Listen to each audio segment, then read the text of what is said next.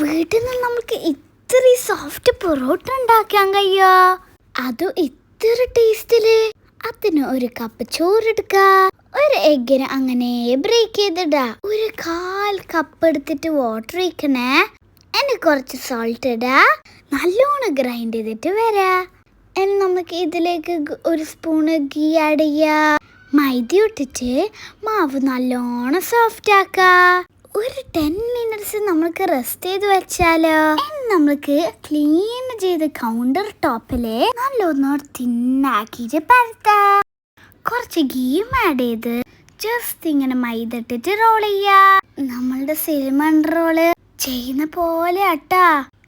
ഇതിനെ കട്ട് ചെയ്തെടുത്തിട്ട് ഒന്ന് റോൾ ചെയ്തെടുക്ക. ഹാർഡായിട്ടൊന്നും ചെയ്യണ്ടേ. നമുക്ക് ഹോട്ട് പാനിൽ ചുട്ടിട്ട് വരാ. നോക്ക്, നല്ല ഫ്ലഫി ആയിട്ട് വരുന്നുണ്ട്. നല്ല സോഫ്റ്റ് ഉണ്ട് ഈ കോയിൻ പൊറോട്ട. എത്ര വേഗം നമ്മൾ ഉണ്ടാക്കി. നല്ല നാടൻ ചിക്കൻ കറിയും പൊറോട്ടയും കൂട്ടിയിട്ട് കഴിച്ചു നോക്കിയാ.